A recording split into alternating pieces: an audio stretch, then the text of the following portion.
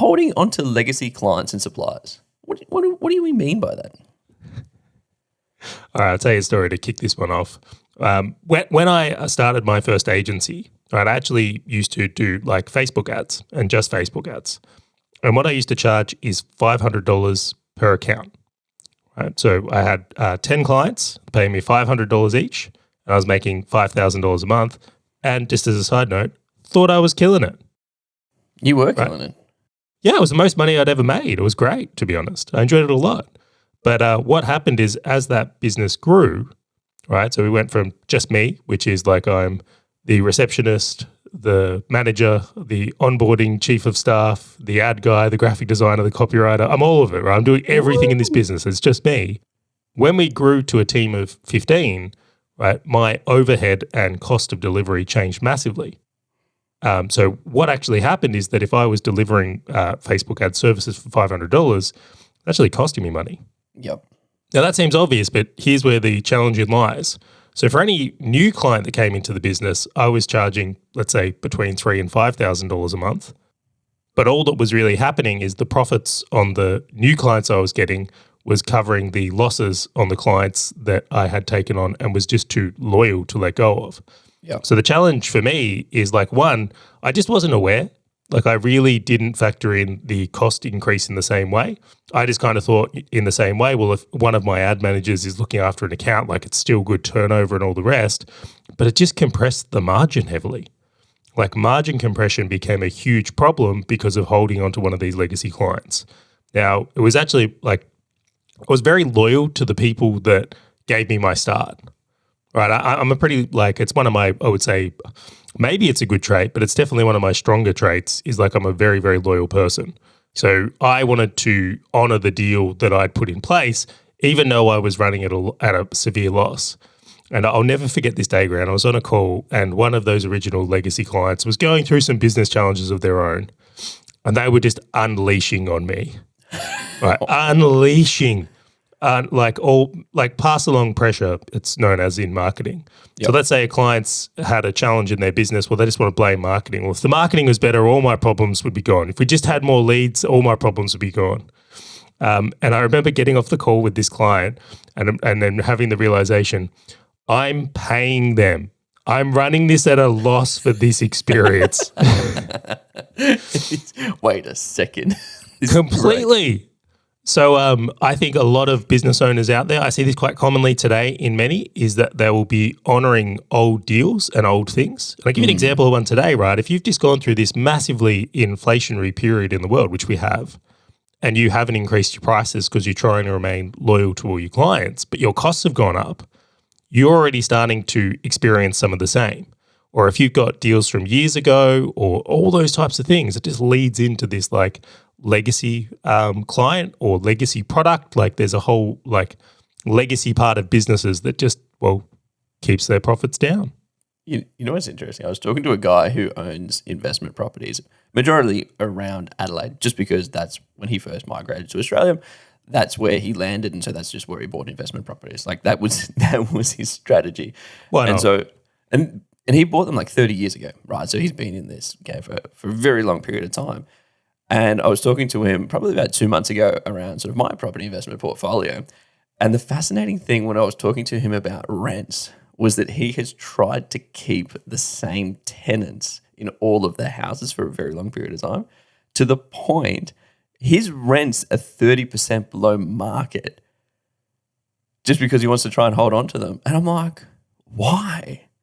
And he's like, because they seem to be good people and like they don't really annoy me. And I'm like, that's what you got a property manager for. And he's like, but I want to do them right by doing me right. And I'm like, yeah, but you got so many properties that you're just not making the money that you could be making on top of. And he's like, oh, no, you know what? It's fine. It'll all figure itself out at some point. And I'm like, why are you holding on to these legacy tenants? I feel like I'm making that emoji face right now with the grinding teeth. What's it called? The grimace? The grimace.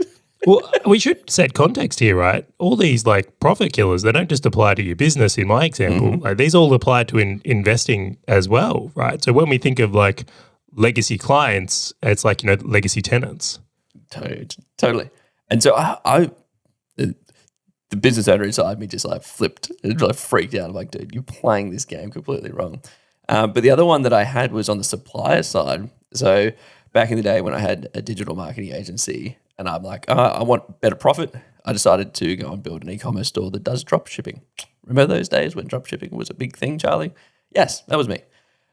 So what we did was we actually went out and looked for best suppliers that we could potentially drop ship from and just kept ordering from them. So we kept logging into their website and just order. So we'd get an order, then we'd go onto their website, buy the product and ship it to our clients for cheaper, and we'd make the spread, right?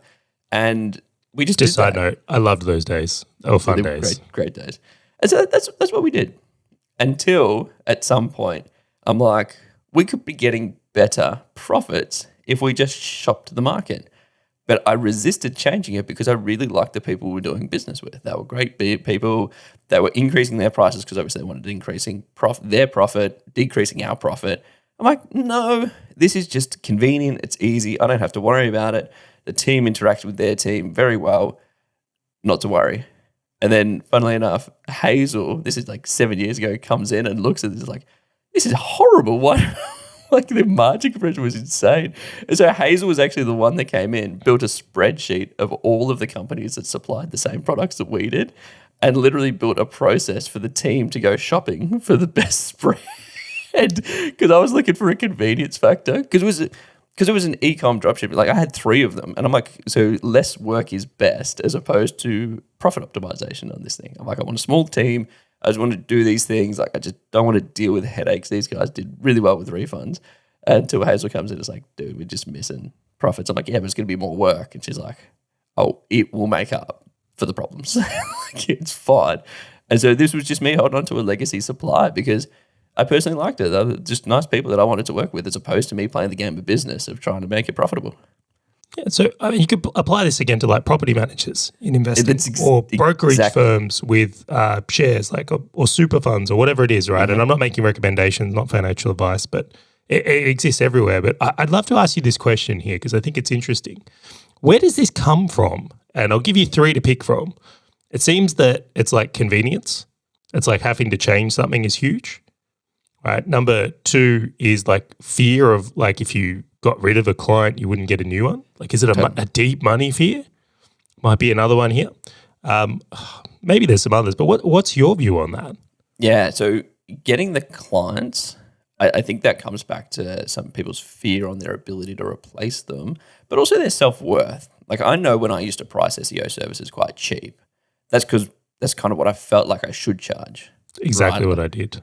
Yeah. And so I'm like, I don't think, because I knew the operations in the business, I'm like, cool, everything kind of comes to me and the team kind of executes and there's a bit of a profit margin and I'm okay-ish with that, but I feel like I might not be. I look at all these massive marketing firms, I'm like, well, I'm definitely not that, so I can't charge that price, even though my service is probably 10 times better than what they provided. And so that was like one of the big things for me. But then from the supply front, I always just look at the cafes and stuff that I go to, and the only reason that I do that, and I go to the same cafes repetitively, is because I know that I'll get disappointed, or I think I'll get disappointed if I go somewhere else. And when we like people, right, as well, right? If you like the cafe owner, even if it's more expensive, maybe it's not the perfect coffee either, but it's like if you go somewhere else and it's crappy, it's like, oh. There was a cafe when we lived here in South Bank a couple of years ago. We used to go to this cafe repetitively, and it's around the corner from our place. And so when we moved back here, we went there, and I was so excited to meet this guy, see what he was doing after like 2 years. He wasn't there. He sold the business, and I've never been back since. Coffee's the same. Everything's the same. I'm like, no, dude, I don't want this stuff. No, this is it. So yes, relationships. Hey, fellow business owner, if this topic and value-packed short video has resonated with you at all, and you want to dive deeper into being a full stack business owner, check out the full episode by clicking the link on your screen or in the description right now.